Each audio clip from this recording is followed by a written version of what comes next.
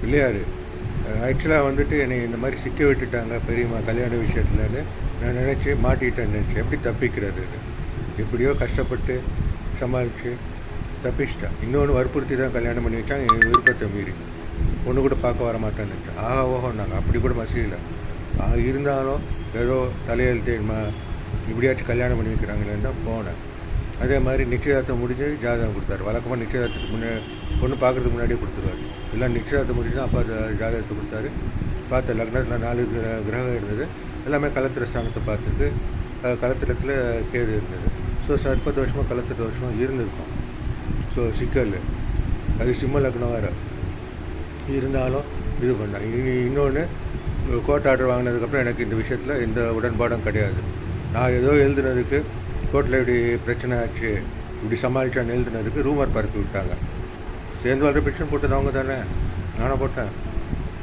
எதிர் தரப்பு தானே சேர்ந்து வாழ்கிற பெட்டிஷன் போட்டு வெளியிலலாம் பேசிட்டு ஏன் இங்கேயே எத்தனை வாட்டி பேசினாங்க கண்ணேபுரம் சொல்லிட்டேன். ஸோ இது கோர்ட் ஆர்டரோட எங்களுக்குள்ளே முடிஞ்சு போச்சு. அதுக்கு மேலே எதுவும் கொடுக்க வேணாம். கோர்ட் மேலே memo of compromise, joint memo of காம்ப்ரமைஸில் போட்டு பணத்தை வாங்கிட்டு கையெழுத்து போட்டு போயிட்டாங்க. அதுக்கு மேலே ஒன்றும் கொடுக்க வேண்டியது இல்லை. இன்னொன்று எல்லா சொத்தும் நான் இந்த வீட்டோட தத்து புத்துறன்றதுனால தங்கச்சி ஸ்ரீதேவிக்கு மட்டும்தான் போகுது.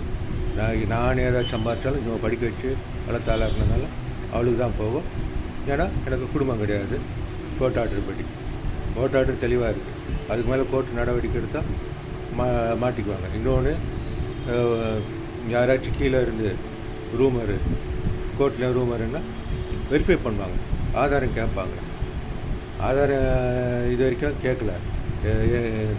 நான் கேட்பேன்ல, ஆதாரத்தை கொடுக்க சொல்லுங்கள். அதே மாதிரி நான் ஆதாரத்தை தரேன். சேர்ந்து வாழ்கிற மனு அவங்க போட்டிருக்காங்க. மனு நம்பரோட எங்கே இருக்குது, ஃபேமிலி கோர்ட்டில் ரெக்கார்ட் செக்ஷனில் இருக்குது சொல்லுவேன். அதை வச்சு அலக்கழிச்சிருக்காங்க சொல்லுவேன். இன்னும் நான் வேறு மனு போட்டு ஒரு 5 மாதம் கழிச்சு அவங்க தானே சேர்ந்து வாழ்கிற மனு போட்டு அலக்கழிச்சாங்க, வெளியெல்லாம் பேச்சுவார்த்தை நடத்தினாலும் சொல்லிடுவேன். இன்னொன்று போட்ட மனுவில் நிறைய பொய் இருக்குது. சீதானா லிஸ்ட்டை நான் இன்கம் டேக்ஸ் காமிச்சிட்டேன். ஸோ இதுதான், இந்த வீடு என் பேரில் இல்லை. அந்த அறிவு கூட கிடையாமல் பொண்ணு கொடுத்து குடும்பம் நடத்தி என்ன இது பிள்ளை பெற்றுக்கணும்னு பார்த்தா பிள்ளை பெற்றுக்கிட்டாலும் வராது. ஏன்னா சின்னம்மாவோட ஸ்ரீதானா ப்ராப்பர்ட்டி, தனி உரிமையில் ஸ்ரீதானா ப்ராப்பர்ட்டி. இதெல்லாம் சொல்ல வேண்டியதுக்கு இந்த அறிவு கூட எல்லாம் தொல்லை பண்ணிகிட்டு இருந்தால் கோர்ட் ஆர்டர் இருக்கப்போ கோர்ட் என்னைக்காச்சும் ஒரு நாள் தெரிஞ்சு நடவடிக்கை எடுக்காதா? நடவடிக்கை எடுத்தால் எவ்வளோ தூரம் ஃபைன் போடுவாங்க, எவ்வளோ தூரம் உள்ளே வச்சு நடவடிக்கை எடுத்துகிட்டு அதுக்கப்புறம் வெளியில் விடுவான்னு தெரியாது. பார்த்துக்கோ.